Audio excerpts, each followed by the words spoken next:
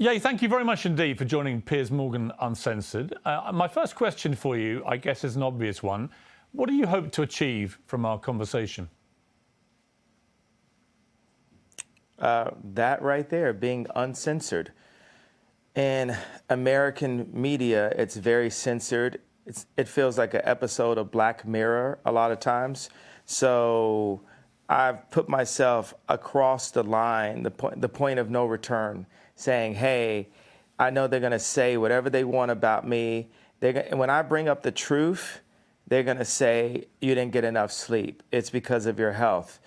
They're going to call me names for my truth. But these experiences that I'm telling you about are factually things that I've went through and things that I refuse to keep going through and things that I'm not going to let my children go through and things that I'm not going to let my peers go through. No pun intended. Well, look, we are most certainly uncensored on this show, Ye. And I want to give you the time and the platform to really explain yourself, because I think that sometimes sound bites about people, perhaps taken out of context sometimes, can create a very distorted view of what a person really thinks. What do you think, looking back over the last few weeks in particular, what do you think have been the biggest misconceptions about you? Well, I think there's a left agenda to silence anyone that goes against the agenda. Let's go back to Trump running for office back in 2015. Everyone that was around me in my industry, in the entertainment industry, told me that my life would be over. I would be on the wrong side of history. I've even had threats to my life for wearing the Trump hat. And it even ended up in, destroying my family and also making it where I have to raise my children differently because I actually am a person that's classified as Black. I classify myself as Jew, but a person that's classified that had been given that title in America as Black, in America, that I'm supposed to stay in a block of a vote. You never heard the term white vote. So why is there a term Black vote? How is that okay? It sounds just as racist as a Black drinking fountain. And my dad, called me. He said, the thing that the left fear about Ye or makes me the most dangerous is I'm rich. And that's the point. Tupac told me back in the days, you had to get your money right and then you go to war. So I'm going to war. I don't have endless resources. I only have honestly only maybe $120 million in my account. But what I'm not going to let happen is I'm not going to let my kids take over Yeezy someday and have a boardroom telling them what to do and talking behind their back. I'm not going to let that happen to my children. So I have to fight right now. And the other powerful icons in Black music, when they were at the top of the game, they didn't fight at that point. They were too afraid of losing whatever they had. So by the time they wanted to make a difference, by the time Bill Cosby wanted to buy NBC, he didn't have the Cosby Show at that time to be able to stand up when they wanted to literally throw him in jail, where they actually did throw him in jail. So people have to understand just the bravery. There's so many people everywhere. I know everyone can relate to being afraid to say what you're going to feel because you feel like you're going to lose something. So whether you agree with me or not, I believe people are going to feel the fact that someone is brave enough to say something. Every day I do 5 things that people have been historically killed for. Every day. And it's just, I want to prove, first of all, I am Jew also. The 12 lost tribes of Hebrew. Do the math. Do your research on it. We have got our culture ripped from us and then told we were just simply void of color, which is another definition for Black. But if we knew we were a culture and knew we were a people, the way the Jewish people know, then we wouldn't abort ourselves. We wouldn't shoot each other dead in the streets and then rap about it. We wouldn't brag about, having sex with each other's wives. We would keep our families together and we would do business together. The most dangerous place for a black person in America is actually in our mother's stomachs, because 50% of black deaths a year in America is abortion currently. I mean, I can keep going, but I want to make it, hey, boom, ask me questions, let's go. I don't want to jump in too much, because here's what I honestly think. I think you have an extraordinary mind. You have a number of extraordinary talents. You're a musical genius. You're a fascinating public figure. What has been interesting to me is to watch the furore which has erupted in the last few weeks over a series of statements that you've made, which have caused, as you know, a lot of offence. And I guess before I get into them, I'm just curious as to whether you think there is a line for free speech. Listen, I completely agree with you that there is a war against free speech, that people are treading on eggshells all the time, terrified of expressing honestly held opinions in case they get cancelled. I think we're living in a really insidious era where liberals are behaving like fascists. So on that, you have absolutely my agreement. But my question for you is, do you believe there are limits to free speech? And if they are, what are they? There are no limits to free speech. It's all context, right? Tarantino can write a movie about slavery where actually him and Jamie, they got the idea from me, because the idea for Django, I pitched to Jamie Foxx and Quentin Tarantino as the video for Gold Digger. And then Tarantino turned it into a film. But in that film, he puts a context, he creates a context where Leonardo DiCaprio is allowed to use the word multiple times within that context. So Hollywood's job is to frame things, and they allow what context, what content is accepted and what's not. We have our thoughts. Everyone has thoughts and ideas, and then people try to manipulate your thoughts and ideas. In order for humanity to move forward, we have to be free to think and then to actualize. I like the word actualize better than execute. If you think about execute's a negative word, actualize to be more positive, except for the fact that it has the word act in it, and everyone's an actor, especially in Hollywood. I'm like top 5 writers in human history, so I really get into the power of words, and I feel very akin to Capote, Freud, Nikola Tesla, Da Vinci, Matisse, more Matisse than Picasso, more African cubism than Matisse. So I just do that. I throw out that kind of for the liberals. And that's the funny thing. It's like liberals let me hold you up on that. Me. On Matisse, when you say you're more Matisse than Picasso, as somebody who's a fan of Matisse and Picasso, actually, I spent a lot of time in Saint-Tropez where they all used to paint together. Why do you say Matisse? What is it about Matisse that you feel an affinity with? I feel like Drake is more Picasso and Ye is more Matisse. When we talked about, when me and Drake went to do the show last year for prison reform and to bring awareness to the incarceration of Larry Hoover, I sent him articles about the relationship of Matisse and Picasso and the need for these people. You need to have that. I need to go into the bar and go to Starbucks. That's a form of a modern day bar, right? And just hear Drake's song playing back to back. And Drake needs to go into that same Starbucks just in a different city and see people wearing Yeezys. And it puts us both back into the studio. And, God sets up these almost similar characters, these doppelgangers.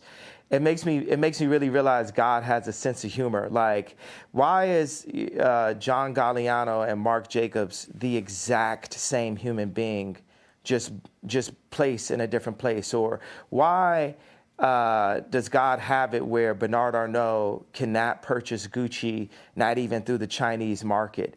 God does this to remind us that we are not God. Because when you take people like Elon Musk and Bernard Arnault and Trump or Jack Ma, Putin, you take these people in their own space, in their own environments, you know, we can start to feel like gods on earth, but we are nothing in comparison to God. And we are here actually to love one another and to collaborate and to make the world a better place. There's, 1% of the world are placed in power and 99% of the world are the audience. So that 1% of the world, this idea of a United Nations, this is the world that needs to come together. This is the world that, here's the obvious go-to. Biden doesn't listen to Elon Musk. The president of the United States does not have meetings with Elon Musk.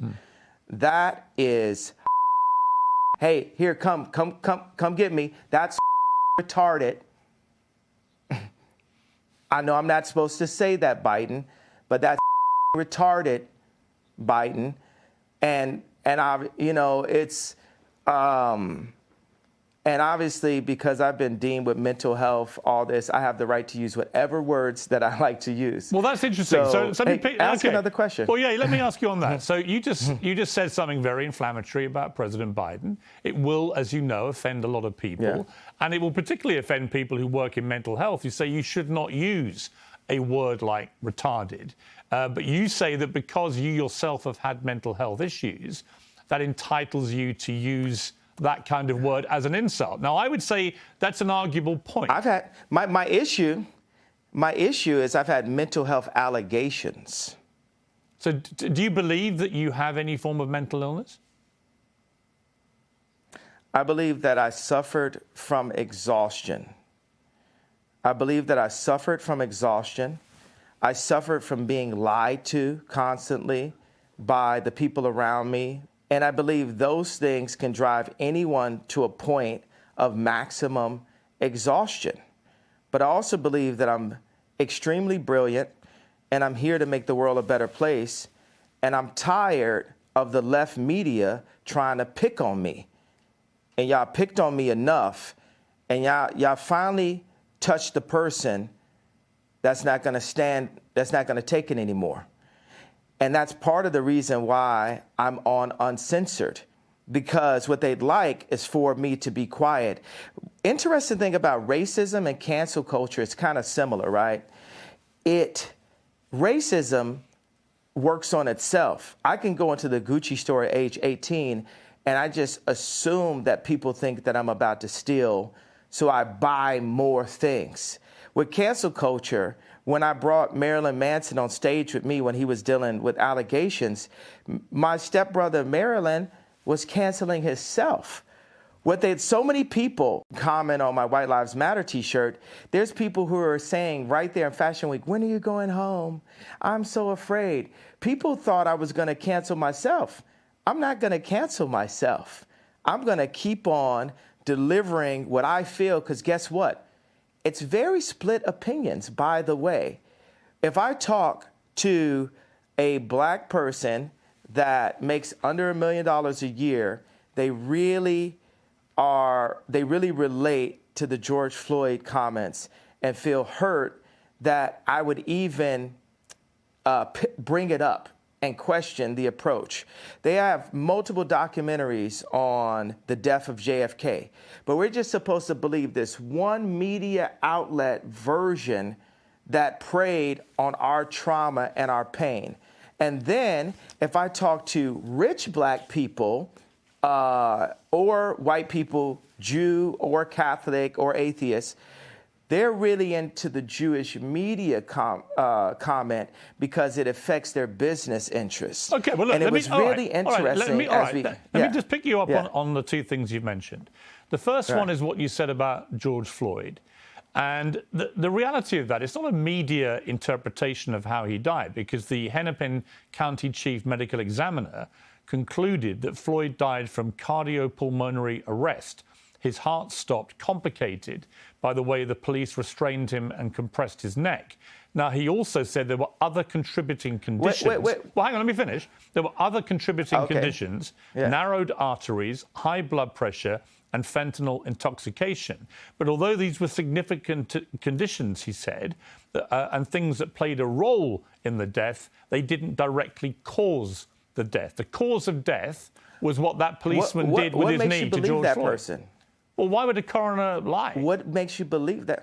Why would a coroner lie? Because he could get paid to lie. Yeah, because he could get paid to lie. Because yeah, he's talking in the press. I watched it for 8 minutes. The majority of the press. Right, but I watched it for 8 minutes. Now tell me this: have you seen the Candace Owens BLM documentary? I have watched some of that documentary, but here's what I would say to you. When you watch that video of George Floyd... No, it's not a but. It's not. Well, I haven't watched the whole thing. I need you to watch. I know. Okay, I know what you said about... I know Candace. I'm going to finish. La, la, It's all right. la. You don't okay, have you to know do what that. Means. It's That fine. means I know what it means. La, la, la means be quiet and let me finish. Right, but you did interrupt my question. So with the BLM... No, I wasn't finished. You're pressing agenda. You haven't seen the whole thing. I don't have an agenda. I just read you what the coroner said. So we can have 20 different perspectives on how JFK died, but us as black people, not only can we only vote one way, we're not allowed to have any other perspectives, and that the area for George Floyd, where he passed, the murder rate is up 50%, and nothing, this is so-called movement, but it didn't move blacks anywhere. Right, now listen. So as a black person. I will say there are legitimate questions about the Black Lives Matter movement, no question. But on the specific point about how George Floyd died, I don't think it's in question about what actually killed him. It was that police officer with his knee on his neck. Well, it is in question. It isn't question. I'm questioning it. Well, you can question it, but what you're questioning is a coroner report. Do you have friends that were killed by police officers? Do you have friends that were locked up? Do you have friends? Do you have people aborting half your race? No. So I am the black person with the black experience that's worth $11 billion and is the most influential person on the planet. And I am questioning it. Okay.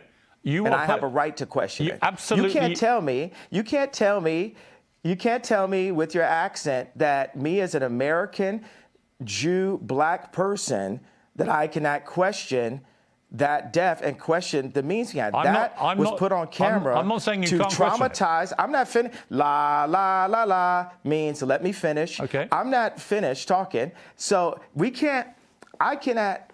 See, because you distract my thoughts and then you try to make me look like a crazy person and you feel you have the right to cut me off. And I've proven you guys don't want it with me. This is like Terminator 20. You've never seen this before. You've never seen this before, so I want no one to play with me. I have the right to question because that videotape was used to traumatize my people and force us into the Democratic vote. Hey, George Soros, you're a real competitor. I respect you. I'm worth more money than you, and I have more influence than you, and have, Piers Morgan from a different country saying, well, I'm not going to do an English accent because that would be racist. I'm funny, by the way. That's fine. I know you can do that. As I said to you, the show is uncensored, Ye. You can say what the hell you like, right? But that doesn't mean I can't pick you up on a few things, right? You accept that.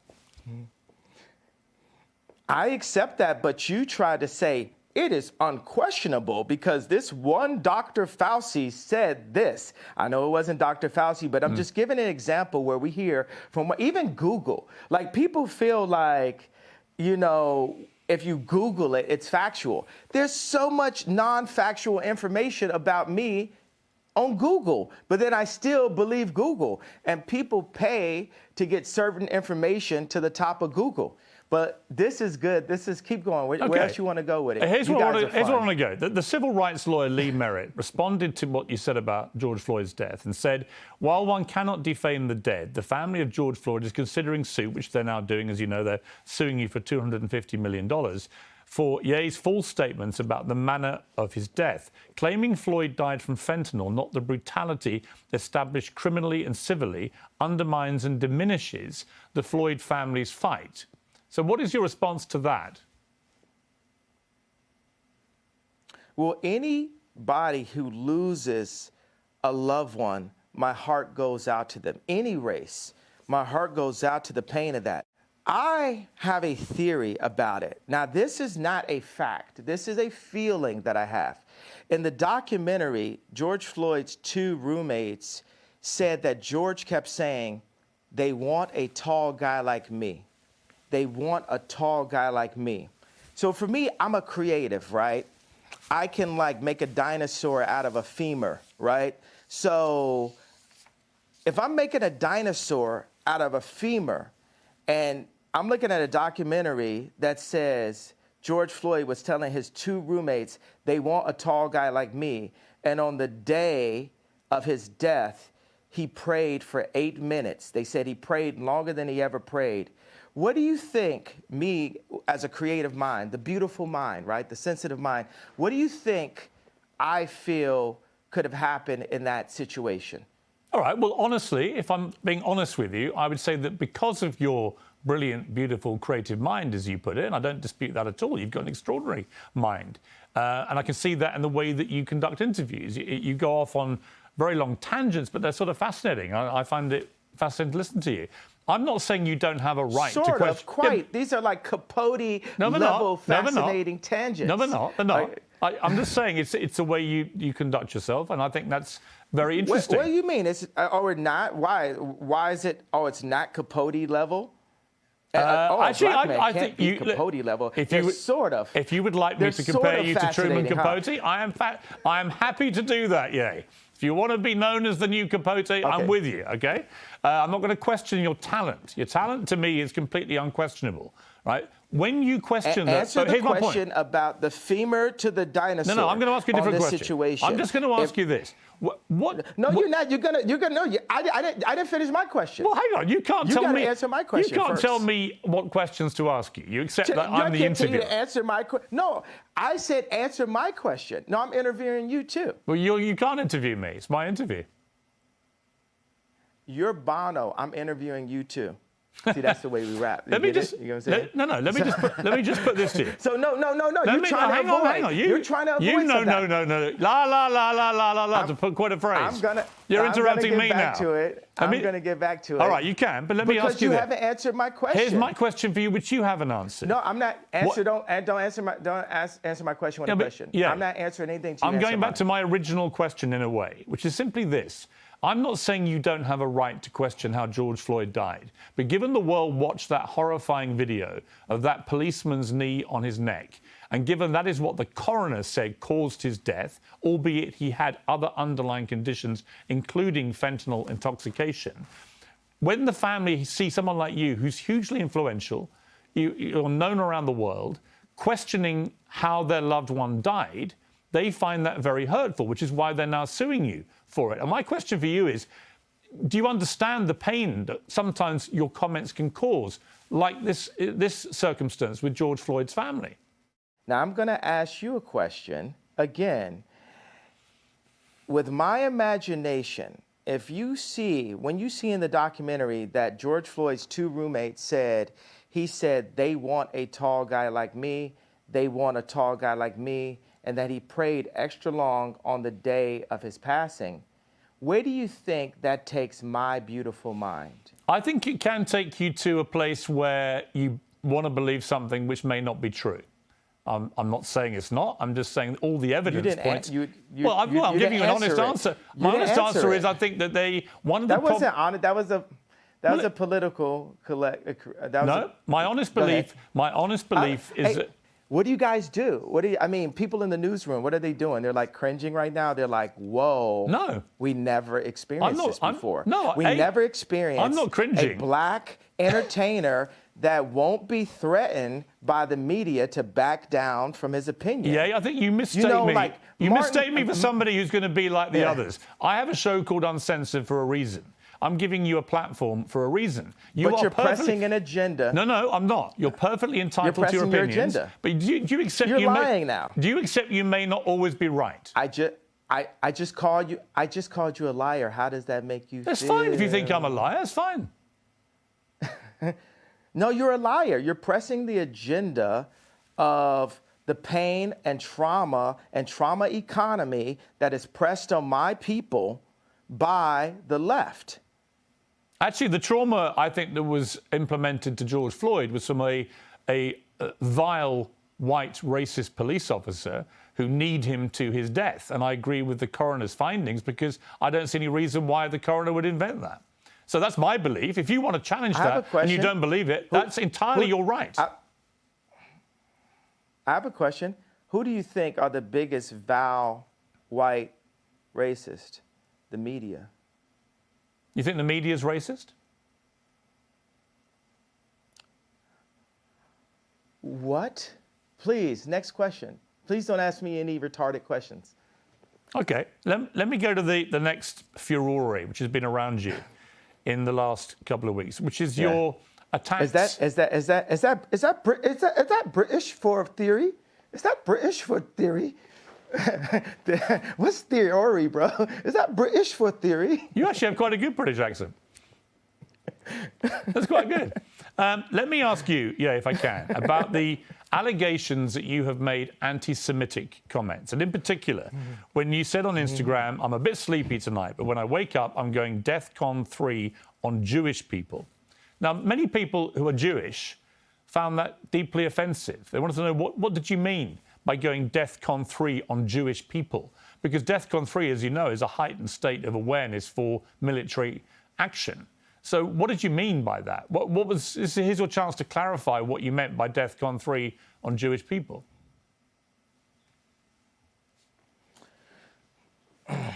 Well, thank you for allowing me to say what I meant due to the fact that I was blocked by Jewish people after I said that. So I wasn't actually allowed to say what I was about to say. But what I was going to say is, I was going to talk about all of the contracts, all of the misdealings that I dealt with as an entertainer. Being that I'm an entertainer, I've been wronged so many times by Jewish businessmen. And the reason why I say people, if a black man is caught in the car with drugs or a gun, and there's 3 other black guys in the car with him, guess what? They're all going to jail. So the reason why I say people is I want those businessmen's wives and fathers, mothers, grandmothers, and kids to ask them, why is Ye so mad at us? Because they're taking money out of my children's mouths and putting it into their children's mouths. I'll give you this parallel and this analogy. If you take, I just talked to Irina Shayk, right? And if you look at a picture of her at age 14, this person is beautiful, like one of the most beautiful people that God has ever created, right? And if any man did her wrong at a young age, she would get to the point where maybe she would actually hate men. You've heard that terminology, right? So I'm at a point where I'm frustrated. I have the right to my anger, and I'm saying that people need to fix it. I'm not going to fix what I feel until what I'm feeling is fixed. Okay, can I respond? You're not just going to shut me up and say... No, I'm not going to shut you up. Can I respond to what you just said? My problem with what you've said, I'll be straight with you, is that if I, as a white man, posted tomorrow on my Instagram, I'm a bit sleepy tonight, but when I wake up, I'm going DEFCON 3 on black people, what would you think? Jew. No, if I said black people, what would you think? If that was what I posted? Well, did you accept that black people... You accepted that black people are Jew? Or I'll come to that in a moment. On the specific, though, if I simply said, in other words, all black people was the implication of what I said, I would get rightly cancelled. I would get rightly vilified and abused. You, I suspect, would be outraged by a white person saying such a thing, because you wouldn't make any distinction about whether I was talking about certain black business people I'd fallen out with or whatever. You would think I was judging an entire populace by the colour of their skin. You are, by saying Jewish people, on Jewish people, you're not saying Jewish businessmen, accountants, whatever, that you've had a problem with. You're basically saying in that statement, all Jewish people, which is why it caused such offence. And I'm curious whether you, even as you wrote those words, understood what Jewish people actually would feel when you said that and didn't make any specific references to any individuals. maybe they would feel how all my people have felt. Maybe they would feel the pain of when a black artist looks up and they've completely been raped by 5 Jewish businessmen. And there's multiple accounts. Why does the fact that they're Jewish have anything to do with it? Maybe they would feel like that. But why would you say it again? It just so happens they are. Well, okay, but why categorize them according to their religious faith, their ethnicity? Why would you do that? Why can't you just describe them as business people that you've dealt with? That's fine, but what you're doing by saying Jewish people, these constant tirades, Ye, against Jewish people, many people find why that... Are you calling it a tirade? That sounds like you have it... I think it's a tirade. Where's the tirade? That was a tweet. It was a tweet. It's not just a tweet, and you asked me to explain it. And have you felt my pain yet? You haven't felt my pain. You don't want to feel my pain. Well, no, hang you don't on. hold You don't hold accountability to my pain. You're being a Karen. I'm talking about. I'm not a Karen to the pain. I'm not a Karen, and I'm not going to cancel you, and I'm not going to uncensor you. I'm simply going to challenge you on what you're saying. I think you don't understand the pain that you've been causing with some of these comments, and I think that one in particular, I can understand. Oh my God. God forbid, one comment could cause people to feel any of the pain that my people have went through for years. Even like the blacks being ushered to the left during the civil rights movement. No one has cared about black people. All right. No one is. Let me say, I agree that the racism against black people has been utterly deplorable, shameful, unacceptable. And thank God the world is beginning to move to a better place about the way it has treated black people like you. However, one form of racism, doesn't justify... it's almost in a better place. Well, one form of racism doesn't justify another. It's not a better place. I'm not cutting you off. I'm finishing my sentence so you can respond. One form of racism, it is racism when you say I'm going DEFCON for Jewish people.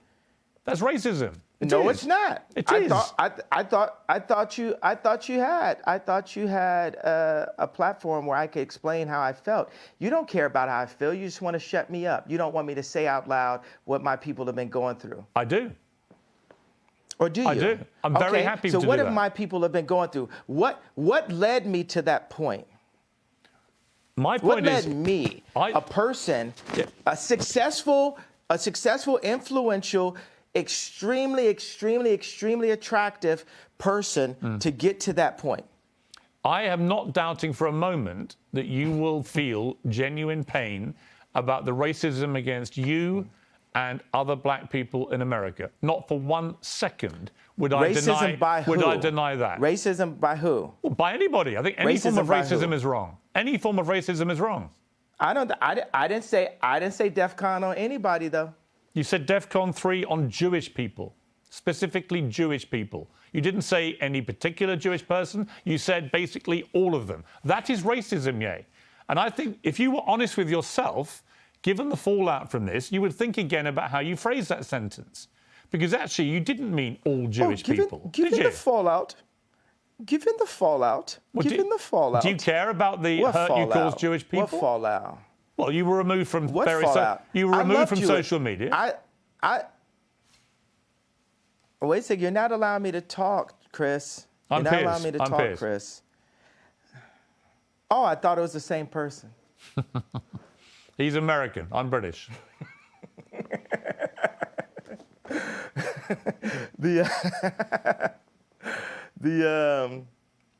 So the thing is, I want to bring joy to the world. I'm a composer, right? And this is a symphony. Our life is a symphony. We have so many beautiful ideas, but I feel the anti-Semite has been a wall, a cloak that allows Jewish businessmen, boom, I'll only be the police officer that says, hey, this guy with the gun is the only person going to jail. I'll be the first person that does that in history, right? So look, no one else in this car riding with the guy with the gun and the drugs is going to jail. Are you happy? I'll play by rules that are not played by from my people, just for the sake of this conversation. I don't want you playing by any. So I don't want you playing by any. That makes you happy, right? I don't want you to say things just to make me happy. That's what colonizers do, is give us rules. I'm not trying to colonize you. That's what colonizers do, is give us rules. I'm not trying to colonize you. I'm not trying to censor you. All I'm saying to you is, when you use a phrase, like I'm going DEFCON 3 on Jewish people. Did you hear what I just said, though? Yes, I did. We're past that. We're past that in a conversation. Well, hang on. We're not past it. Did you hear what I just said? We're not past it unless you're prepared. Are you happy that I said I'll focus? Let me explain Are you happy that I said? I know. I heard what you Whoa, brother! Why are you talking over me? Let me respond. Chris. I'm Piers. Let's respond. Let me respond, right? I'm simply saying what you've just said is not what you said on your Instagram post, and you know it, right? If you have a problem with particular businessmen who happen to be Jewish, that is a concern for you. And you know it. So you talk about all Jewish people. But brother, what is the point? Brother, do you want me to grow from the statement? I just told you, okay, I was in a position where I've been hurt, and this is the way I had the right to express myself. The point of this interview is for you to question me, and then for me to answer and say, okay, even though the same rules are not applied to my people, if a person with a gun or drugs is pulled over and has three other people in the car, they're all going to jail. I'm not going to apply that to Jewish people for the sake of this conversation. Isn't that what you wanted? But you know what you did? You tried to civil rights me. You tried to pull me back to a week ago. But we're here today. There's been plenty of conversations and commentary since that. But you want me to go back to 1960. No. You want me to go back to 7 days ago. All right, let me jump in. Here's what I want you to do. I want you to reflect. Okay, so have we grown? Have we grown? Here's how we grow. Yeah, here's how we grow. I want you to reflect. No, have we grown? Have we grown? You're not in charge of my growth. You're not in charge of my growth, Chris. Okay, let me phrase it like this. I'm about to suggest to you how you may grow if you choose to grow this way. And you can ignore me. You can ignore me. Piers, how much money are you worth? Not as much as you, sadly. Exactly. So take my advice. Maybe you'll get richer. I would love to take your business advice. Why would I listen to you? Why don't you hear what my advice is and then work out if I'm wrong? Can we do that deal? You haven't given me any credit or a moment of reflection for the comparison that I made, the brilliant, if I do say so myself, comparison that I made to the cops pulling over one black person and locking everyone up. I understand what you're saying. And my tweet having issues. Wait a second, I wasn't done with the sentence.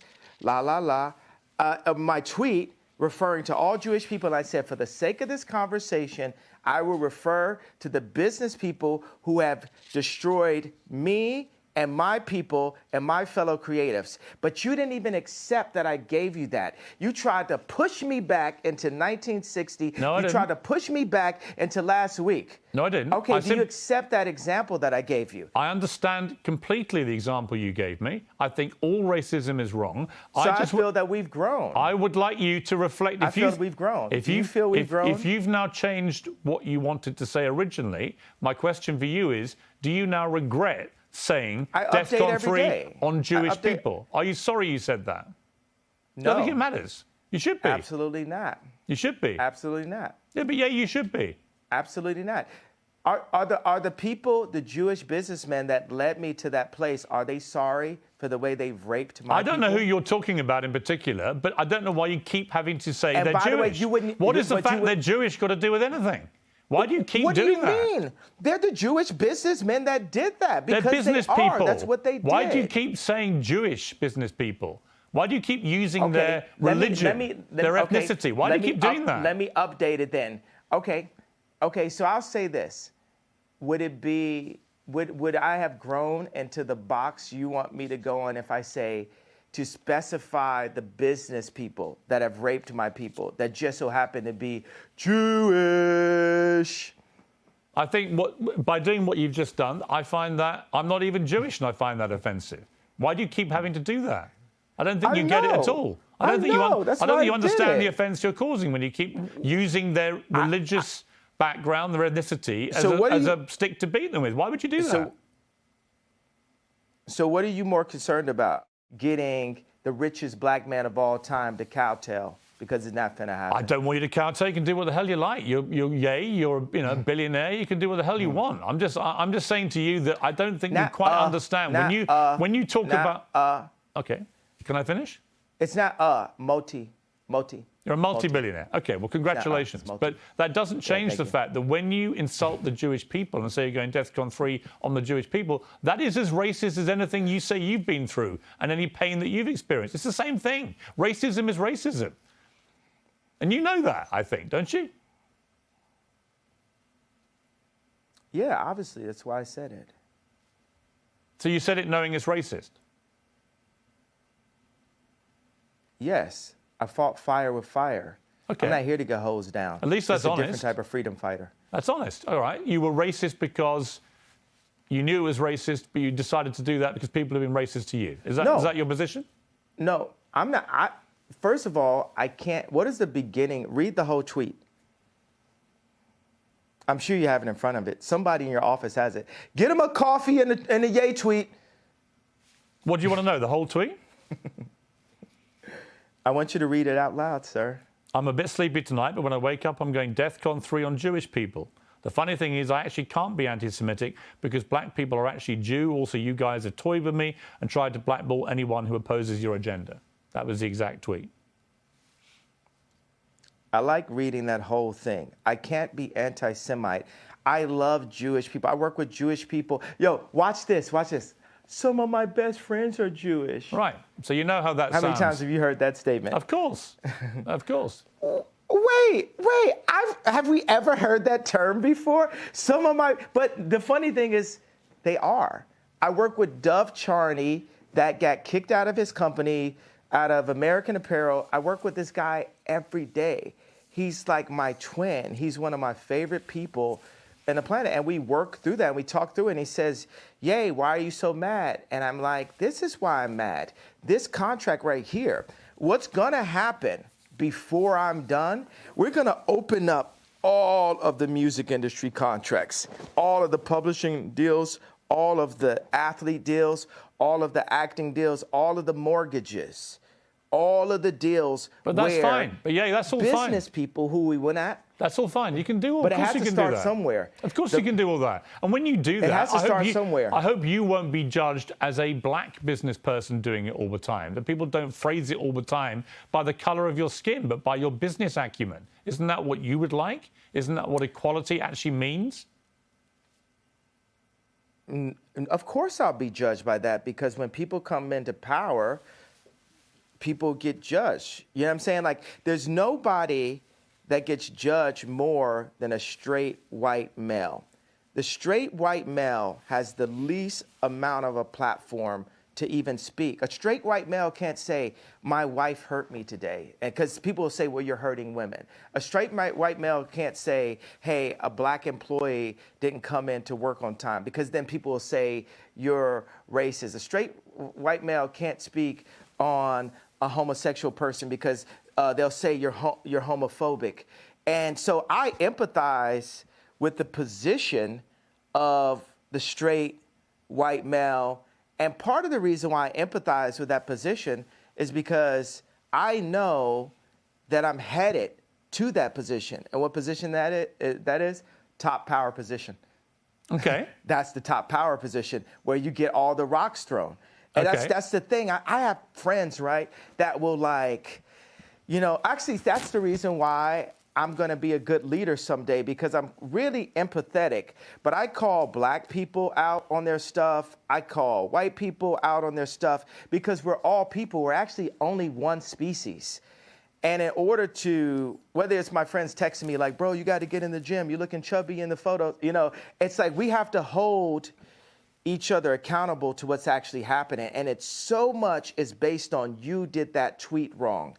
So what I will say is, I feel that my words demand more sensitivity for the frequency that I'm operating at and the amount of people that I'm communicating to. And I take that responsibility right now. But I will also say everything happens for a reason. because if it had been perfectly worded in English, and because there's nothing whiter than English itself, right? I'm already not speaking in my mother tongue, right? So if I had perfectly worded it in the most sensitive way, then we wouldn't be here right now. Now we're opening up the conversation. I'm not allowed to say whether or not I'm running for office in 2024, but I tell you what, if the left, let's say the left would have never supported me anyway. And now I've got to call to attention, I am who you should support. The left did not allow Trump to be president.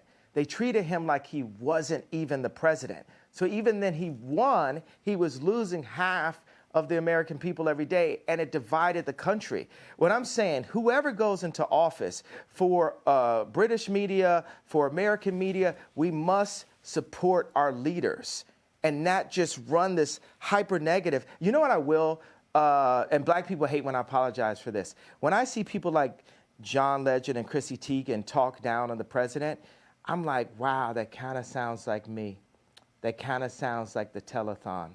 I opened up this level of disrespect towards our leaders.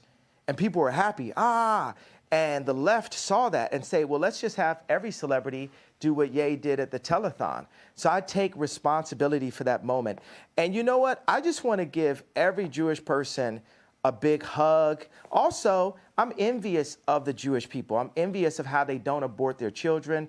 I'm envious of how they don't shoot each other in the streets and then rap about it. I'm envious of how their families stay together. I'm envious that they turn their phones off on Friday night and the family comes together. I'm envious of how they do the business together. And I want that for the darker Jews. I want that for the black people. I want that. We need that. God said we should remove the word want, right? Okay. We're going to have that. Okay. And this is the beginning of it. But it seems to me, and correct me if I'm wrong, but it seems to me that you are acknowledging, as you've just acknowledged that it was wrong to say what you said about President Bush when he said he doesn't care about black people, and that may have encouraged all this disrespect towards presidents since. I think it's an interesting point you made. It does seem to me, Ye, talking to you, that even if it's hard for you to admit this, that you do regret the wording of that tweet which caused all the problems, and you wouldn't phrase it that way again. Am I right? I would tell my dad that. My dad loved the White Lives Matter t-shirt because what audacity does a black man have to wear the exact same t-shirt that a white man could wear? You know, and my dad was a Black Panther. I mean, we have a water purification center.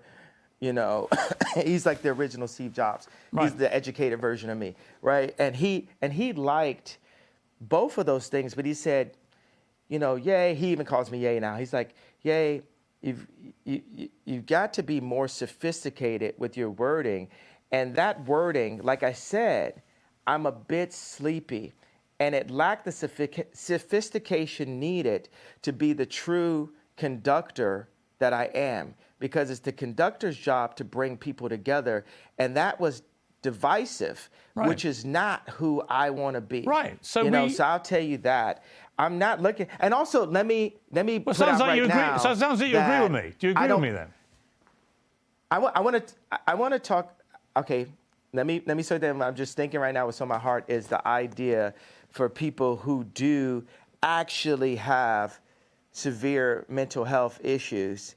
You know, the word retarded. For, you know, there's parents that have children who actually are mentally ill, and that word is really offensive, right, to those people. So why use it? And just because I was feeling it's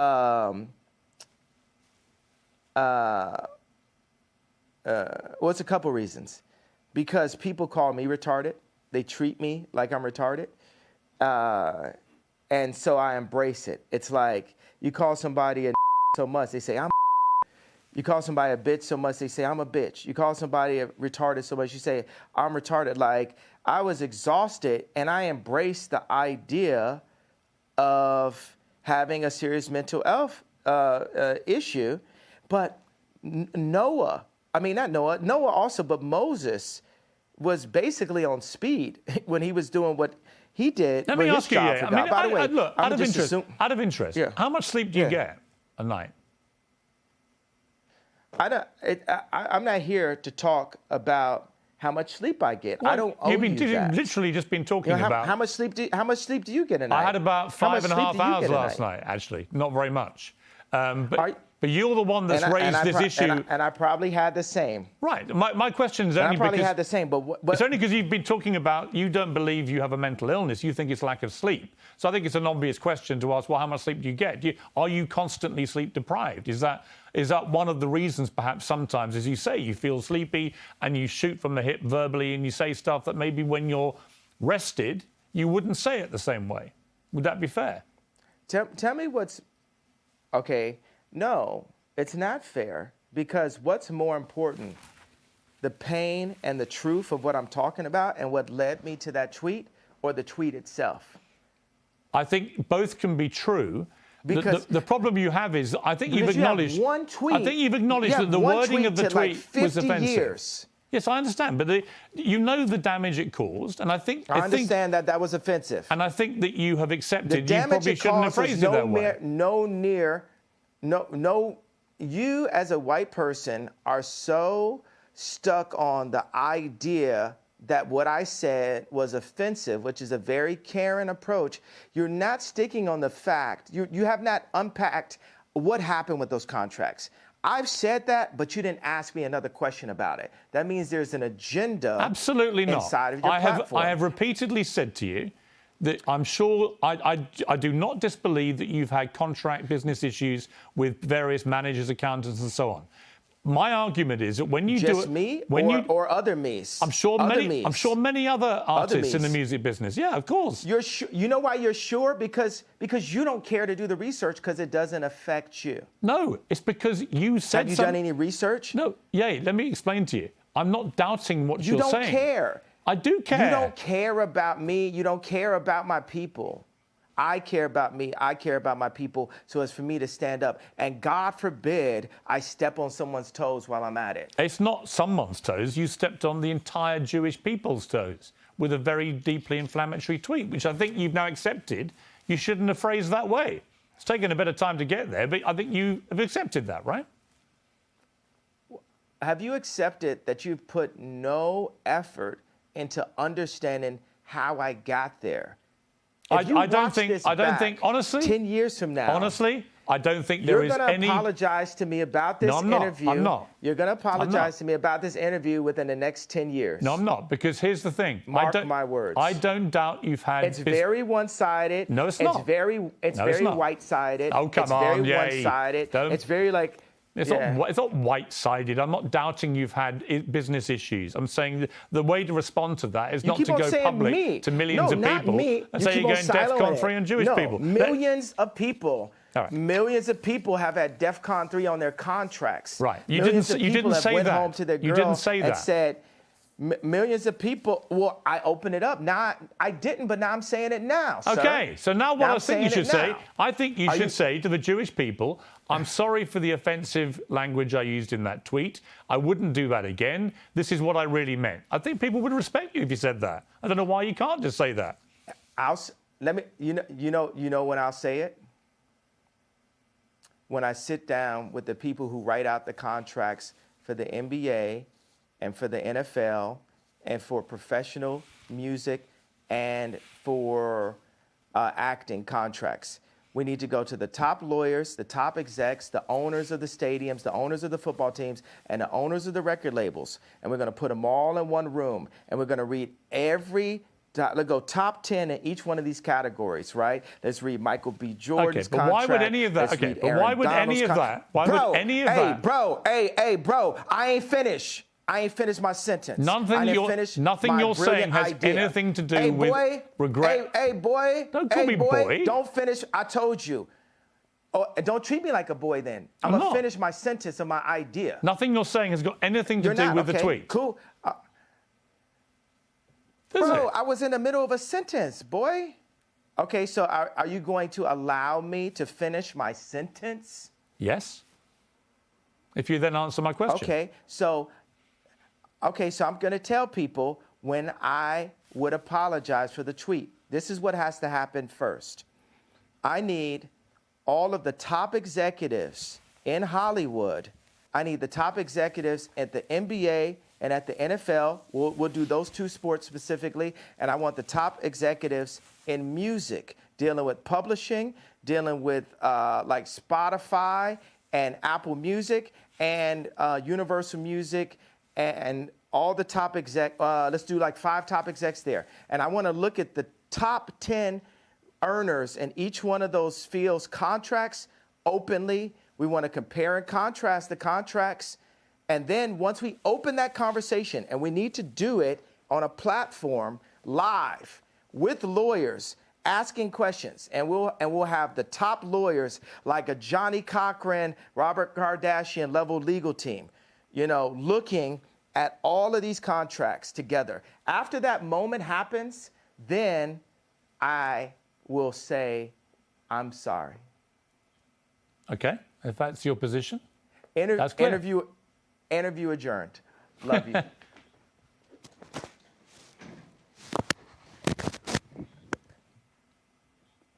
Okay, that's the end of the interview. I mean, I just get the feeling from you that you're obviously a complex character, brilliant in many ways, fascinating, like I say, compelling. You have a huge appeal to millions of people around the world. It just seems to me that occasionally your mouth gets you into trouble, and that perhaps on reflection, sometimes you look back and wish you hadn't said things. Is that accurate? Nah, not really. Because the things I say are on behalf of God. Like, it's not always godly because I'm a man, but God is definitely using me. You're Catholic faith? I am, What's yes. your background? I am What's your Catholic. religious? Catholic, yeah. Well, we're working for God here. And it's just like with black people now with entertainment, we're coming into wealth, but all the other, black people with anywhere near my amount of wealth would never cross the lines of, taboos inside of the media that I would, that actually we used to in rap. All these words, we used to say these, so it's all these like words that are being removed from our vocabulary, words that evoke emotion. Don't you feel like the salt is being taken out of our food? Look at Dune. The people who control the salt controlled all the money. And people are trying to control the salt, and it's salt in our language. That's why I will not apologize for having a bit of salt in my words. I will say, hey, this can be improved on, but it's like, hey, look, I'm an update. You're looking at the God's iPhone 100. We are God's iPhone, right? If you think about it, we're his favorite creation. We were made in his image, and we need updates. And society, capitalism, media, and thought police have been stopping us from our updates. We have to have a thought, and then we have to actualize it. I like the word actualize better than execute, because execute's a negative word. We discussed this. We have to actualize. There's so many, think about, for a homosexual kid, age 12 at school, not wanting to say out loud how he felt, or feeling like if he said how he felt, he would get bullied. Or what if he said how he felt, and then somebody said, you said the way you felt and what your experience was in the wrong way. Now you need to apologize. We're fine that you felt that way, but you need to apologize for the way you said it. But just having the courage to do it in the first place would be, that's the thing that needs to be given credit. Like, yeah, you know what? We'll say in these past 2 weeks, I made a big splash. Because the first time you dive in the deep end, you're not going to look like an Olympic swimmer. But we're going to have to learn how to swim. And I've dived in the deep end. Okay. I think I understand what you're saying. Let me ask you about your family. Yeah, lots of speculation, of course, constantly. If you understand what I'm saying, could you translate what I'm saying? Yes. I want you to translate what I said. I know what... And then let's move on to the next question. Okay. Let me attempt to translate. What did I mean by that? I think what she meant was that you are not afraid to ruffle feathers. You're not afraid to cause trouble where you feel it's justified. You're not afraid to call people out who you think deserve to be called out. But then occasionally, you've expressed yourself in a way that perhaps hasn't quite hit the right mark, and that you are work in progress, as indeed we all are, and that you could phrase things better, which would cause less offence to a wider number of people, when in fact the target of your anger may be much more specific. That would be my interpretation of what you've just said. Do you think that we can move forward as a civilization without there being any offense? Because one person's truth can be the other person's lie. I think it entirely depends. You know, it's like, I think it entirely depends. Honestly, look, part of me wants to say yes to that, but I do think there is a line, and we should all be mindful of the line. And the line to me is, I don't think any form of racism or perceived racism should ever be tolerated. I don't think that is free speech. It's just hate speech. And I think one of the problems with what you said about the Jewish people was the more generic way that you phrased that sentence. People didn't understand you were talking about specific business people you'd had a problem with. They thought you genuinely meant you were going DEFCON 3 on all Jewish people. And they took that to be a blatant form of anti-Semitism. I think you've explained in this interview that was not your intention at all, which is good. But I think if you're asking me to interpret what you've just said yourself, that would be my interpretation. That, you know, you're work in progress, and sometimes you say stuff I didn't just which explain. doesn't quite get over what you're really meaning. But what I really mean is, I don't want it to be settled. I don't want to be forgiven by Jewish people until we get to what the problem really is. I don't want, you know, like Elon, he got on Twitter, he said, I talked to Ye, he took it to heart. And I liked my boy standing up for me, but I was like, but the fight isn't done though. Everybody, white media, left media, they just want to squash the fight. They want to keep the pain of George Floyd going, right? But they don't want the pain of our representatives. What did Elon Musk say to you about the tweet, out of interest?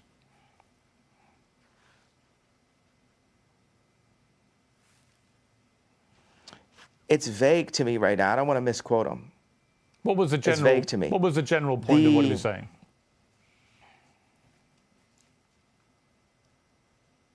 It's vague to me. It's truly vague to me. I'm an honest person. I tell you what it was. What I keep on saying, it's just always about this tweet. It's so much more. If you look back at this interview, and it's like a direction arrow, it's more in the direction of fixing the statement than fixing the problem. I think both and things, that's my problem. I understand, but I would say to that I think they're two different things, and you can fix both actually. And I accept that part of what you were trying to do and the point you were trying to make, I completely understand it because you've explained it in more detail. On Elon Musk, there is a suggestion that when he gets control of Twitter, which seems likely now, that he will bring you back, he'll bring Donald Trump back. Do you think that would be right? It'll be lit. Do you think it's wrong that you and Trump have been banned from these platforms? Absolutely. I was talking to Trump a couple days ago, and he was like, I'm not going to do his voice, right? But he was saying, I had 277 million followers, and the next day I had nothing. And that related to, Mark Zuckerberg, Meta. Mark Zuckerberg thinks he is the government. These tech companies feel they're more powerful than the U.S. government, to the point of actually kicking the actual president of the United States off of an American social media platform. This is the world we live in. And I would say, I agree with you, and I'll tell you why. I think it's completely inconsistent that companies like Facebook and Twitter allow people like the Ayatollah of Iran, for example, to remain on the platform, or Taliban people to be on the platform, but they don't allow an American president. That seems to me completely ludicrous. Yes, and this is part of the 100-year plan that they have books on about China's takeover of America after losing the Industrial Revolution. Now, let's talk about business people. We won't refer to their race. And by the way, I'll tell you, as a Jew person, a person that has a lot of Jewish friends, it's not a race, it's a people. Right. And every Jewish homeboy I know is going to be like, yo, yeah, that's right. So, but it's hard to attract, it's hard to influence patriotism on capitalists. And it's a responsibility for us as Americans to retake our power in media, to retake our power in our schools, to retake our power in our farms, to retake our power in our medicine, in our hospitals, to revitalize the country, because America invented rock and roll at the end of the day. We have the inventions. America created Apple. You understand? Like, we created the platforms that the world runs on now, and we've allowed the business people in these companies to sell us, and whatever the term is, sell them in a handbag, whatever it is, for cheap. And Americans are God-fearing, for the most part, God-fearing Christian people, and we're not cheap, and we can't be sold for cheap. And we're here to stand up and say, you got to honor who we are, our families. You got to honor our God, Jesus Christ. So, next subject. Can I ask you something? Let me ask you something else. Yeah, I want to ask you about your family. Yeah. Because you mentioned families there. A lot of stuff has been written about you and your family. A lot of it fueled by you, by Kim, by others. Where are things now with your family? What is your relationship like with Kim, with your kids?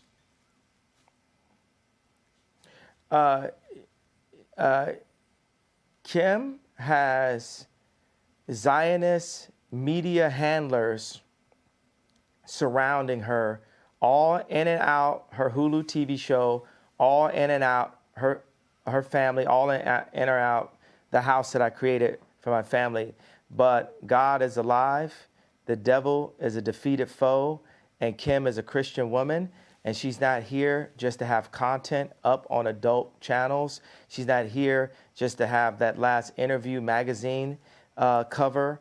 If you look at the two Interview magazine covers, look at the one when I was there and look at the one when I'm not there. And that's the reason why this Tuskegee experiment of such that's happened to the black community, where they took the fathers out of the home and the leaders out of the community and have torn apart the community. Now they've seen that's worked, and they're doing that to America. They're attempting, they're trying. I mean, that the Interview magazine yeah. cover you're talking about, I think, is the one where she was basically semi-naked in front of the American flag. And I thought that was pretty distasteful, actually. It was about the American dream, and I thought, well, if that's the American dream, we're all screwed. I mean, in America. And I agree with that. And I didn't feel the platform to voice my opinion, because I wanna. It's always like, hey, this is your kid's mother. But it's time where the leaders, like, I'm still the priest of that home, Chris. I'm still the priest of that home. They want to make it this matriarch society, all that, and But I am the priest of this home, and God is alive. I am the living Robert Kardashian, and I'm going to stand up for what God would want as a Christian. And then people say as a Christian, oh, you're not supposed to curse. You're not supposed to have righteous indignation. But I do. Christians had swords also. Christians got guns, I tell you that. So. But do you talk to Kim? I mean, there have been reports, that you and Kim don't really talk at the moment. She's distancing herself from you because of the stuff you've been saying must get in controversy. Is that true? I mean, John Legend is distancing himself from me and buying more Christmas sweaters in the middle of spring also. So I'm not saying that, they're making the right decisions. She's being influenced. But I guarantee you what's not finna happen, we not finna see her in one of them John Legend Christmas sweaters no time soon. But do you talk to her? Are you still in touch with each other? Wait a second, don't you think it's like funny to like make a joke out of stuff sometimes? Don't you think like God has a sense of humor? Of course. But watch this. God, when I got married, I bought this house. I did this tour, and spent all the money I had on this house to like surprise Kim and give her this house that she wanted, that Lisa Marie Presley used to own. And then I got the house, and then I put all this money into renovation. And then there goes the neighborhood. Drake moves down the street 5 blocks. And that's when I knew God was funny. But watch, this is where God is even funnier. Here goes like Louis C.K. Part 2 level, because Louis C.K. is the funniest man alive. Uncancel him now, right? So and he was funnier before he's canceled, because all he would do is type of jokes that you'd get canceled on, right? So I got an office outside of Crenshaw, like in an opportunity zone. And this office, 57,000 square foot office, is the one that Tucker Carlson came to visit me at. And I look out the window, and whose office is being built, a brand new one? The Skims office. It's like, who's writing this stuff? You know what I'm saying? Like, God is funny. So that's the thing. We always got to be like, we got to be funny. We got to have a sense of humor, like, But yeah, let me ask you. There's a lot. Yeah. But are you sad that you're getting divorced? Are you sad the relationship came to an end?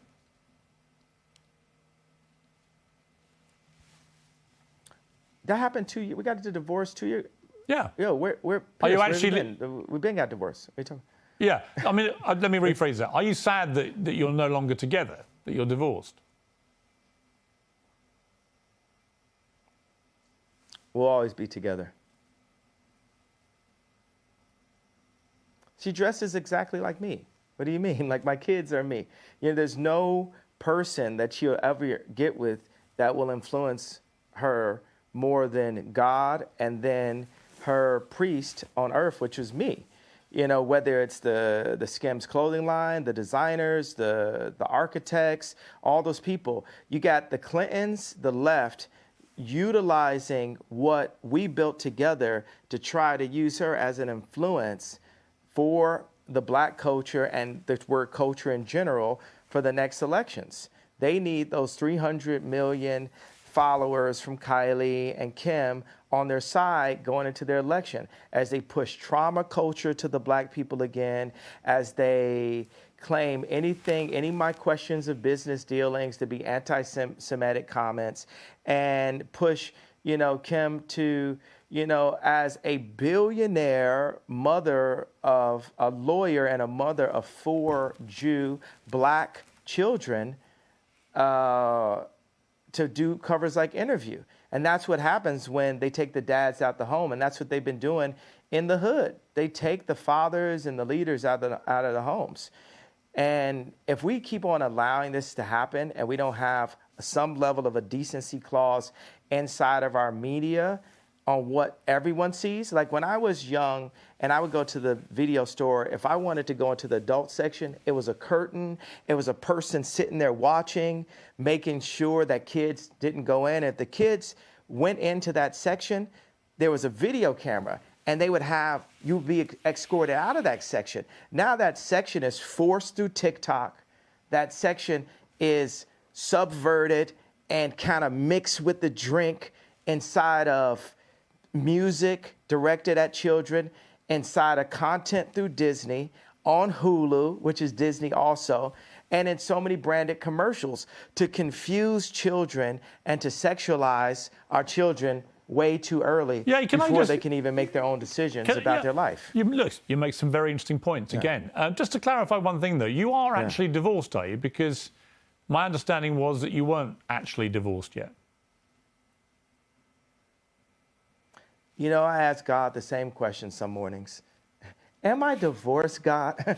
Am I divorced? Because I might be divorced on paper, but I'm not divorced of the idea of being the protector of not only this person who is so influential. Imagine Kim making all of her decisions that she does publicly. Grown folks' business is grown folks' business. Never know what could happen with a little sippy or whatever. But, all the decisions that she makes publicly being based on an audience of one. And Piers, what audience do you think I'm saying that is? Well, you. No, not me. For us as Christians, right? who is our audience? We have an audience of one. Well, you mean God? God. So picture this world, envision this world. Here's another one. This is past what I'm saying about having the heads of the football teams and the basketball teams and the music industry opening up their contracts the way I do, right? Picture the most influential woman on the planet, which is Kim Kardashian, right? And I got this one thing I want to definitely say in the interview. Picture the most influential person on the planet, the most influential woman on the planet, performing in public only for that audience of one, for God. Imagine the overwhelmingly positive effect that will have on the planet. And mark these words, it will happen someday. Okay. And I had this thing. I had this, of course I'm divorced, and this is like a funny thing I thought. Being that her name is no longer West, and my name is no longer Ye, being that her name is no longer West, and my name is now only Ye, if we were ever to be together again, what would our name be? Kim Ye. Would you like that?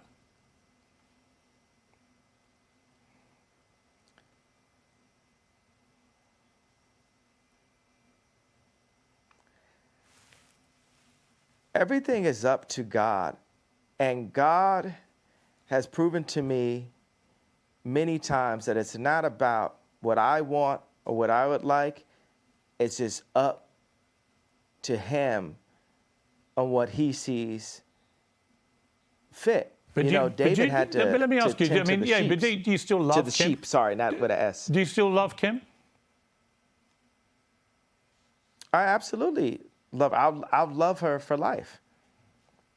And I will protect. Oddly enough, I'll actually protect her, because when I call out things that I feel are wrong, you know what I'm saying? When I make products, like say the difference between me and Bernard Arnault, like say, watch Elon Musk. Every product. The reason why Elon Musk is like a Steve Jobs is, if he makes a flamethrower, he would use that flamethrower. If he makes a Cybertruck, he would use that Cybertruck.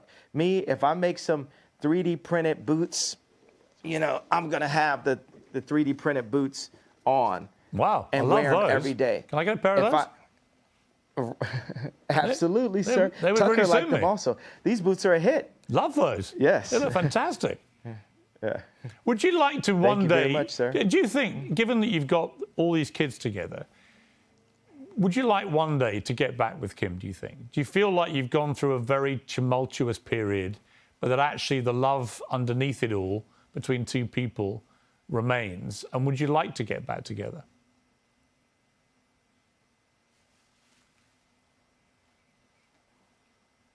Those thirst traps still be fire. Is that Do a you yes? understand what I said? Do you understand that language I right think so. there? I think so. Language. You better explain it. Explain it to me. What do you think those thirst traps still be fire means? Can you explain that to me? Well, with my Pierce, rather creative British what mind, those thirst traps still be fire. I would imagine it With your means that creative, brilliant British man. I would imagine it means you still fancy your ex-wife. Is that right? I would prefer to not be put on this. I would prefer to not be put on the spot on these kind of questions. What I could say is, God is alive, and He places people. He placed David in. God had David tend to the sheep, knowing that one day He would prepare him to fight Goliath. Mm-hmm. So I believe that day of me fighting Goliath has been this past 2 weeks. The media is Goliath. And there would be no chance of having a civilization or a civil democracy in America without me challenging the media 2 years out from the election. Because this thing that I'm challenging may be setting myself up to one day be able to be president, or it's maybe for the other president. But regardless, we have to have some decency in America as the thought leaders in the content that we put out. But and that's how but on God that point, is using me yeah, now. on that point, Yeah. you keep talking about the media as if somehow it's the media that's created all this furore in the last 2 weeks. But you have said other things which, in my opinion, the media couldn't ignore. You know, you suggested in your interview with Tucker Carlson that Gap, for example, the clothing wear company, had prior knowledge of the Uvalde shooting, which is obviously completely insane. Why would you say that? And then why would you be surprised if the media then react to it? They're bound to. What I'm saying is that was worded, that might have been worded in a way that the media could take in the wrong way. But I thought it was really interesting the amount of people at Gap. We had a release that was happening, and the amount of people at Gap that were rallying around this as a media moment, if they didn't know about that, where there's theories, you can't say that the theories about 9/11 are completely insane. Actually, that's just the person I am. I'm that kind of person. Well, look, you're perfectly entitled to have theories. I think most of them are completely insane. But on this specific one, on Uvalde, you even suggested that Matthew McConaughey. You even suggested that Matthew McConaughey may have. It was all a bit weird that he was speaking so early about it, when in fact he came from Uvalde and spoke very passionately after this atrocity. So I think people read these comments and are like, "What are you talking about?" No, okay, so I'm not, what I'm saying is I definitely feel there was a major media push around that to create trauma and fear culture, because the amount of people, and this is not to be in any way, I care about people who have passed away and have lost loved ones. 20 kids were shot dead in a classroom. Okay. 20 children were shot dead at school. So let me explain. No one in the media is putting any sort of trauma into that. That is the trauma. Okay, Piers, how often does that happen in my hometown? Well, the 20 kids are killed in school in one mass shooting. As far as I'm aware, it's never happened in your hometown, has it? Yeah, it does. Not in one mass shooting. Are killed in Chicago. I didn't finish. Okay. Let's not do this again. Okay. We reviewed how that goes. I understand. You could talk. At least 14 kids are killed in Chicago every week, and there's no media push around it, and that's my issue. When I was at Gap, there was no media push around the killings in Chicago. But I would agree. I agree with you. I completely agree. My youngest son has recently been at University of Chicago for a year, and there were 2 students shot in that time. I completely agree that there is never enough attention given to all the slaughter from gun violence in Chicago. Completely agree with you. What I can't agree with is any suggestion by you that anyone at Gap or Matthew McConaughey or anybody else had any prior knowledge of what happened at Uvalde. Of course they didn't. What I'm saying is, I'm not saying they did, but with the amount of attention that went, understand, I was jealous, once again. You feel me? I'm jealous that so much attention went in this direction, but doesn't go into the direction of Chicago when the same amount of people. That's what you should say. I'm not finished. Yeah, but it comes down to the way you phrase these things. Bro, hey, I just said it. Yes. Like I just said, you're not always going to say the things the right way, but at least I have the bravery to open the conversation. Your first sentence isn't your last sentence. My first rap that I told wasn't my last rap that I told. And now that's the whole point. It's said. Once it's said, accept that it was said. I am the iPhone 20, right? I'm growing. I'm a hybrid. I'm updating. Okay. I'm constantly updating, and that's what we're supposed to do. You can't drag me back, because you enjoy that, right? When you bring it up, I'm saying, hey, this is what I'm saying. I felt, this. Think about this. Have you ever heard the term premeditated murder? Yes. I feel I feel like the George Floyd was a premeditated murder. That's my feeling based off of, and we never got to that in the beginning, but that's my feeling based off of the information I saw in the documentary. I think it was a premeditated murder in the sense that murder. I agree, but not for the reason you think. I think it was premeditated in the sense that that policeman didn't give a damn about George Floyd's life, stuck his knee on his neck for 8 minutes and killed him. So but I know we don't agree about that. I don't want to go back over that. I want to ask you, yeah, about something different. I think the policeman was involved with it too, but not in the way that you think about it. Right. I think he was involved in a different way. I think we'll have to. I think he was also part. I think he was also part of the setup. Okay, look, we're not going to agree about that, but he's been moved. He's been moved. He's been moved. And I need you to watch the documentary, and we could talk offline and then talk online again. Okay. Because what's not fair is for a white martyr like JFK to be analyzed 100 different ways, but then for a black martyr like George Floyd, for us to only accept the one way. That's like us only accepting the one way for the black vote. Like I said we have the opportunity to look at it different ways. Like I said to you, you are completely entitled to challenge anything, frankly. And I'm equally entitled to come back at you and say what I think. That's what a democracy is about. Let me ask you before it's I want to ask you one thing about your... But look, no, I got... Okay. I don't want to keep going back to that same issue. The disparagement right there. Yeah. But look at the disparagement, because I still had an idea. I don't like the word point. I had an idea that you didn't embrace right there. The martyr, JFK, we analyzed his death 100 different ways, right? But with George Floyd, he died that way. And then it's white people telling super brilliant, successful black people, you have the right. It's literally like on some Black Lives Matter, like your life matters, like, oh, your idea matters. But then shut up and we're not going to go back to it. No, we're going to unfold it. I need you to watch that documentary, and I want us to talk line by line. I want to do, because look, I think that we're a good conversation. And now within the next 2 years, we need to talk a lot of times, right? I would love to do that. This kind of thing. Honestly, we should unpack. Listen, let me say to you, I've wanted to interview you for years. Yeah. I genuinely mean it when I say I think you're one of the most brilliant, talented people that I've seen in the public sphere.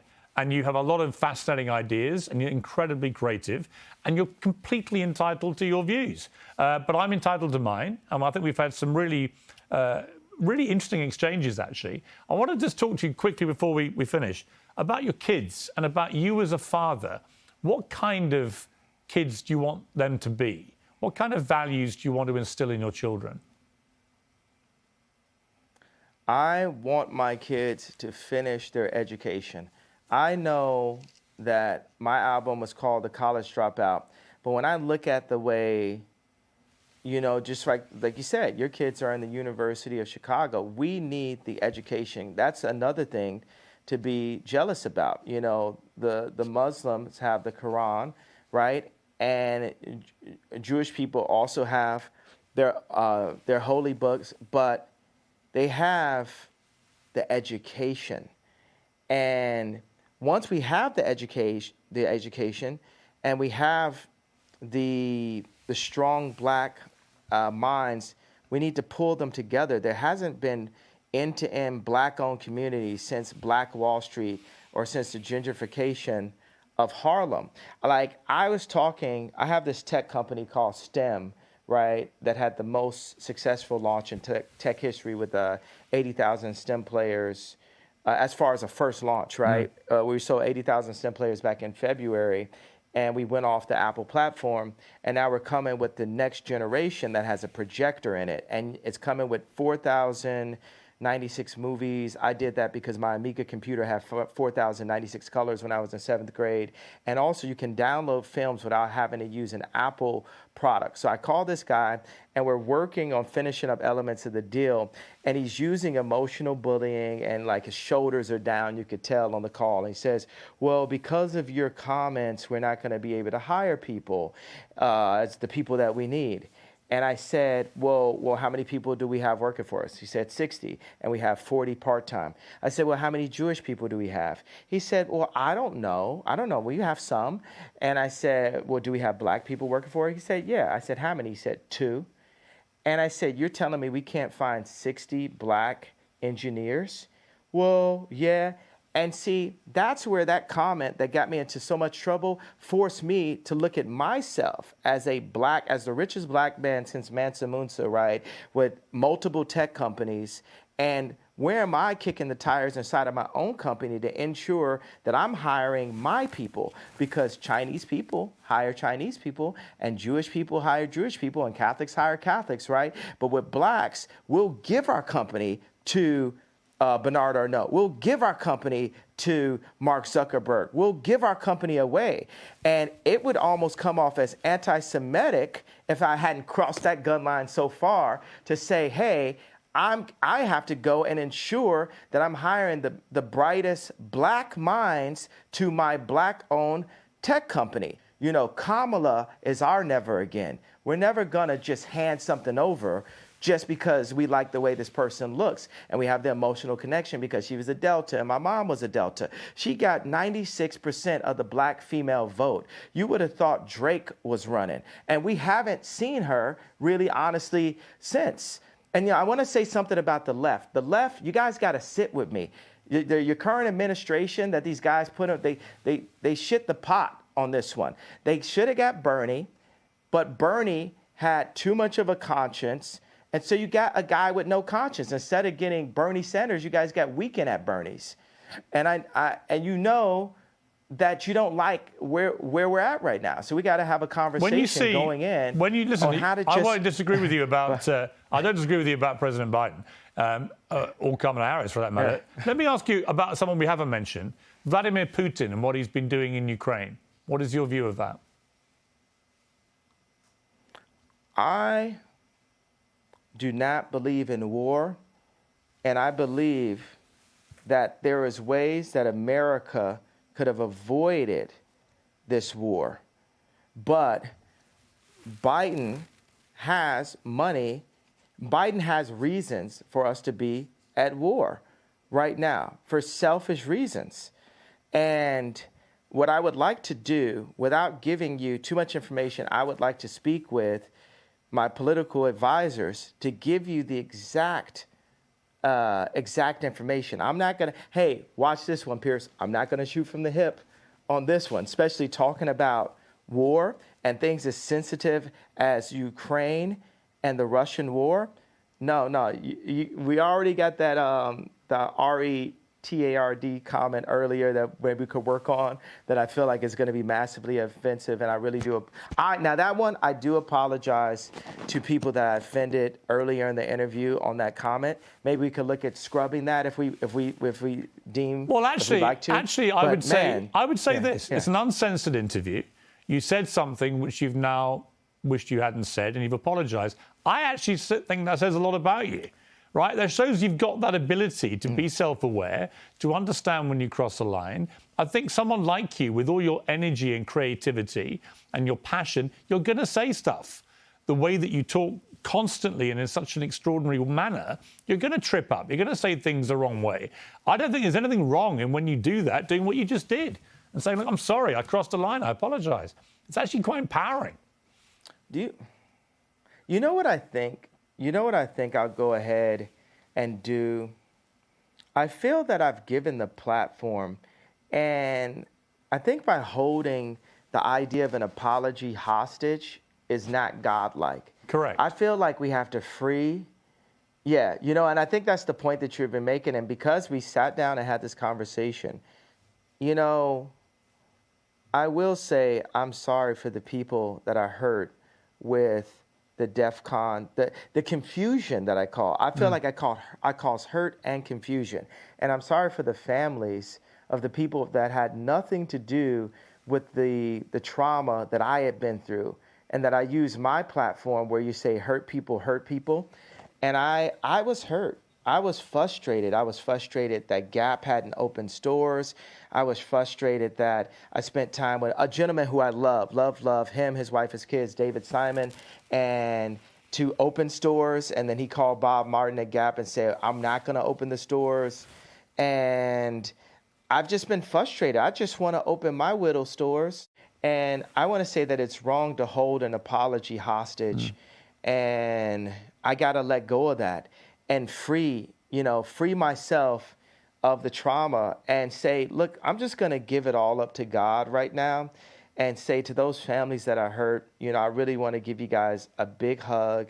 And I want to, I say, I'm sorry for hurting you with my comments. And I want to word it in not in like a political way, but in a presidential way, which means what I knew a president to be when I was growing up, in a sincere way. You know how people give those kind of, I want to give an apology, and you're like, but did you? You know what I'm saying? Yeah. Like, no, it has to be, I want to go to every person's grandmother and grandfather and every person's son and daughter, aunt and uncle, and give them a hug and say, you know what?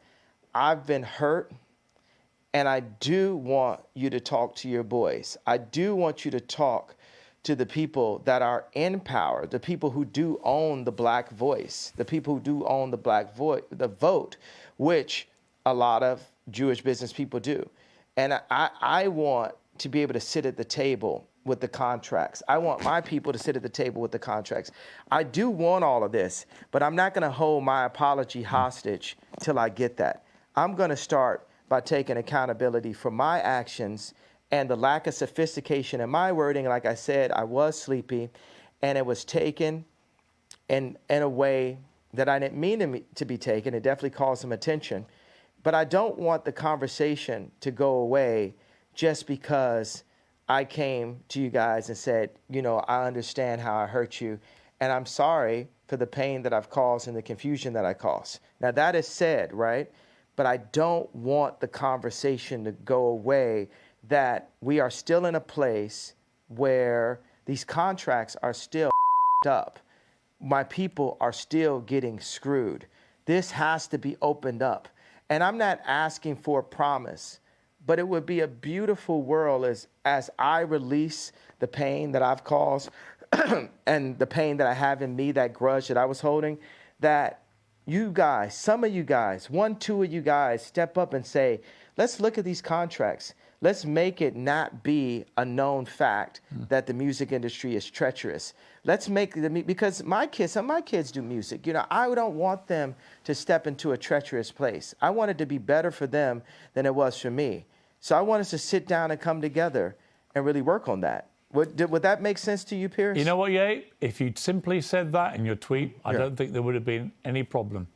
And I'm very, very pleased, actually, that we've got to a place where you felt able to say that. And I think it was sincere. And but we still have a problem. That's my point. No, Piers. I get it. I get it. But what you've now done, you've now explained the context of the problem. And you also issued a sincere apology to people who were rightly offended by the way you phrased what you said. So I think that's a good place to finish the interview. And I'm very glad you got there.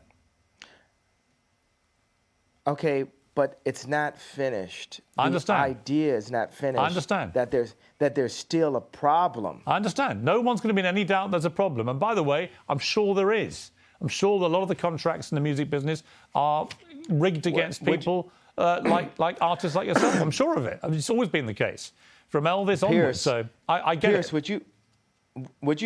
Would you help me and my people? Would you help me and my athletes? I got so many athletes that go to my school that are like all the guys that are on Donda are headed to the NBA, right? Could you help me? Could you help us make these contracts better for our people by calling attention, by just allowing me on your platform, right? And let's look at some of the things and point these things out. Could we work together on that over the next couple of years? Very happy to do that. Yeah. Very happy to do that. I think we should talk more often. All right. It's taken a long time to get here. I've thoroughly enjoyed our conversation. It's been 2 hours. It's been free rolling. It's been occasionally challenging. But we've got to a place where I think is a good place. And I've really enjoyed it. So thank you very much indeed, Ye, for sparing me the time. Yeah. You know I'm going to feel like I lost my stone I was holding. Yeah. Yeah. But I had to give it up to God. You know what I'm saying? Like, yes. You know, you're gonna be bragging. You're gonna be bragging at dinner tonight, like, "Yo, I talked to Ye. No one could do it. No one could do it. I did it."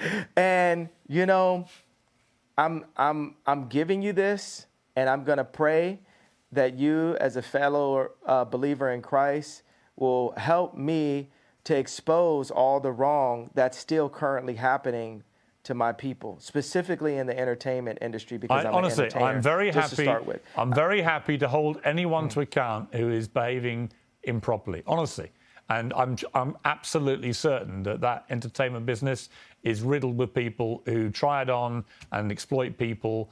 And I would be very happy to help you to expose that. But for now, I've got to leave it. Ye, we've had 2 hours. It's been remarkable.